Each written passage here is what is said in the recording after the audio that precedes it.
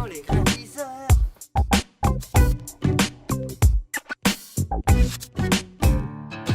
Bonsoir, bienvenue sur notre émission Ratisseur des médias. Nous allons parler de l'actualité et nous commençons tout de suite avec la rubrique art. David Lynch, qui est cinéaste, architecte d'intérieur, designer, musicien et peintre, s'est investi dans la création d'un club à Paris intitulé Silencio. Ce club de 650 mètres carrés comportera des salles de cinéma, de concerts et de galeries.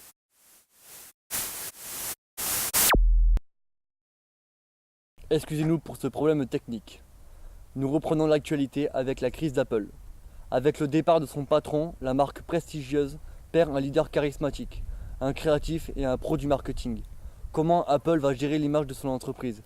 L'annonce de démission de Steve Jobs n'est pas sans conséquences. Ce n'est plus le directeur, mais il fait toujours partie de la firme en tant que CEO. Son successeur, supporté par Steve, est Tim Cook, alias le gâteau, qui est numéro 2 du groupe. La marque est confrontée aux mêmes questions d'image qu'une maison de couture quand son créateur passe la main, comme elle a été chez Coco Chanel.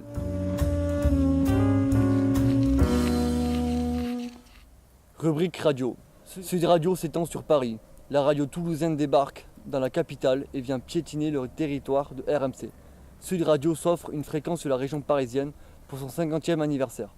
Avec une grille renouvelée à 80%, elle adoptera une ligne éditoriale construite autour des débats, du décryptage de l'info, l'anti-politique correcte et interactivité.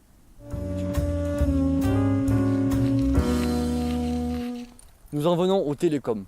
La fin du net illimité prélude-t-elle à une hausse des tarifs?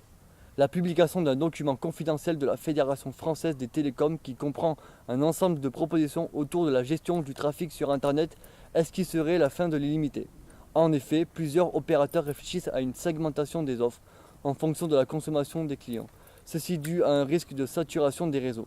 Cette future réforme n'affecterait pas du moindre l'Internet fixe ou l'évolution technique via l'ADSL vers la fibre optique. Tu peux tomber. Tu peux tomber. Oh putain. T'es vraiment une quiche Lorraine mon gars. Bon allez c'est bon.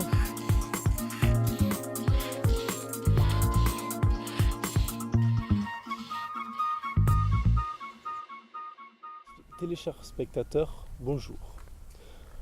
Les bons comptes rock de l'été.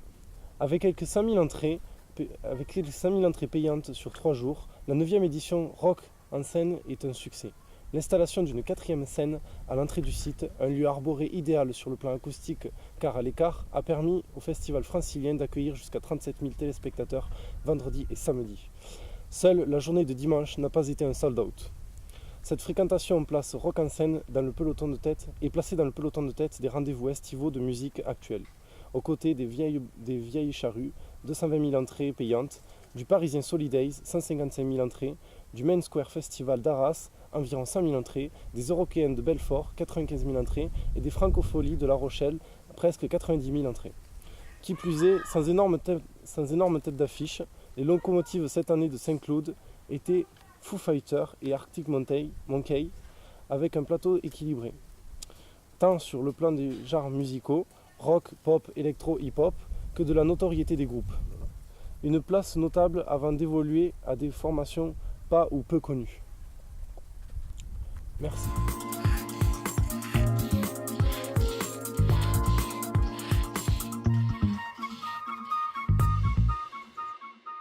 Rubrique Télécom.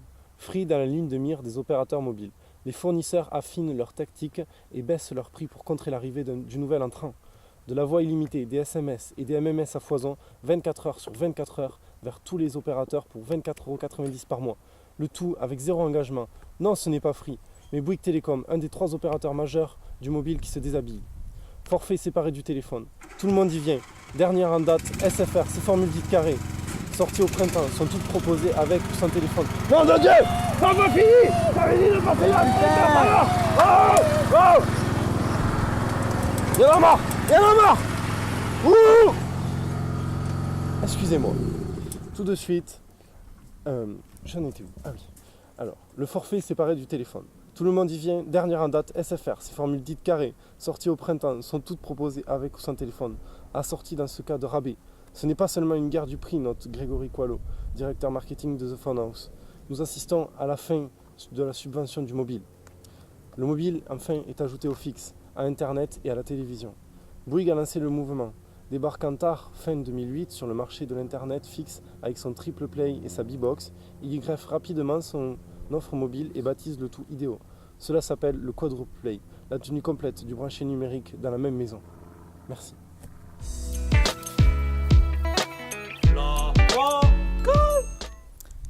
Bienvenue à Rentrée en chaîne. Aujourd'hui nous allons présenter le nouveau look de TF1.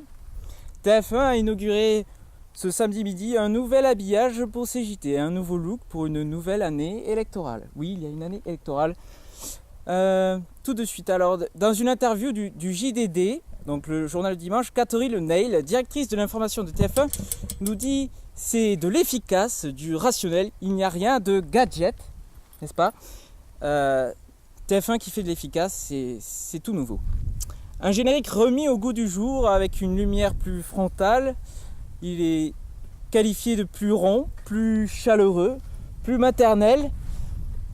Où en étais-je ? Ce plateau est un renouveau à point nommé pour TF1, un plein coup d'envoi de la rentrée politique avec les universités socialistes de La Rochelle. TF1 donc mise gros sur ses échéances électorales, excusez-moi, je bégaye un petit peu, à venir, alors que l'écart continue de se resserrer avec France 2 à 20h. Gilles Boulot, joker de Laurence Ferrari, oui TF1 perd de l'audience. Gilles Boulot, joker de Laurence Ferrari, est désormais chargé de réfléchir à un nouvel habillage de CJT. En plus de la présentation des éditions spéciales dévolues jusque-là à Jean-Claude Narcy, nous devons progresser sans casser les repères, poursuit Catherine Leigh. Plus qu'une révolution, c'est une évolution. TF1 fait une évolution, mon Dieu, c'est magnifique. Une évolution peut marquer malgré tout, car toutes les soirées électorales seront animées par notre Claire Chazal nationale et Laurence Ferrari, ainsi que la force vive de la rédaction, notre cher vieux Jean-Pierre Pernaut. Jean-Pierre, tenez debout, s'il vous plaît.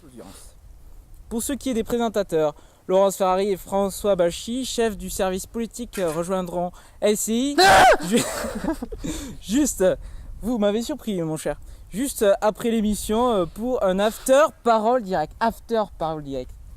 Imaginez-vous quelque chose à sensation. Afin de revenir sur l'interview, les coulisses et leurs ressentis en présence d'éditorialistes. La périodicité de l'émission qui rassemble 6 millions de téléspectateurs. Attendez, je crois qu'il y a un problème. 6 millions de téléspectateurs TF1. Oui, ouais, bon d'accord. Devrait s'accélérer pendant la campagne électorale. Bref, un TF1 soi-disant tout beau, tout neuf, en pleine santé. Excusez-nous pour ce contretemps technique que nous venons d'arranger. Donc suite de la rentrée en chaîne. Donc c'est la rentrée aussi chez la chaîne cryptée, sans négliger les séries qui ont fait son succès.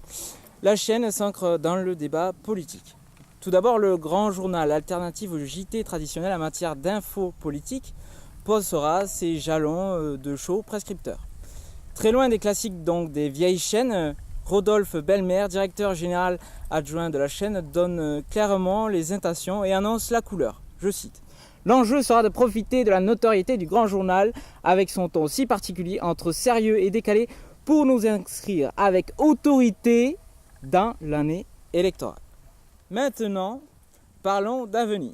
L'avenir immédiat du groupe Canal passera aussi par la TNT avec une chaîne bonus. La chaîne bonus, bordel. L'avenir immédiat du groupe Canal, passera aussi par la TNT avec une chaîne bonus gratuite d'ici fin novembre. Ce qui promet déjà un débat houleux avec la concurrence des chaînes historiques qui ont droit elles aussi à leur chaîne gratuite sur le numérique. Ensuite, la chaîne cryptée va aussi faire beaucoup parler d'elle avec les fictions et les séries. Oui, elle va faire beaucoup parler d'elle. Et il y a aussi du très lourd, du très très lourd mes amis, et oui, ça s'appelle Terra Nova. Il s'agit d'une série d'anticipation produite par Steven Spielberg. S'il vous plaît, on regarde le teaser. Citizens of 2149, We destroyed our home. The world you left behind fell victim to greed, war. We have been entrusted with a second chance to get it right. We did the right thing, didn't we? Coming here. Welcome to Terra Nova. We're starting over as a family.